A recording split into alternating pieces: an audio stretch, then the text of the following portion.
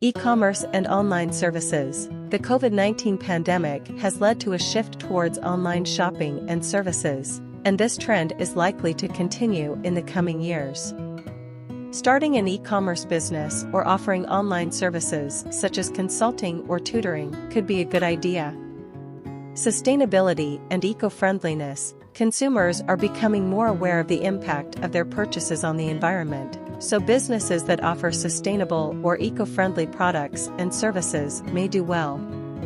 Health and wellness. The pandemic has also led to an increased focus on health and wellness, so businesses in this space, such as fitness studios or health food stores, may be successful.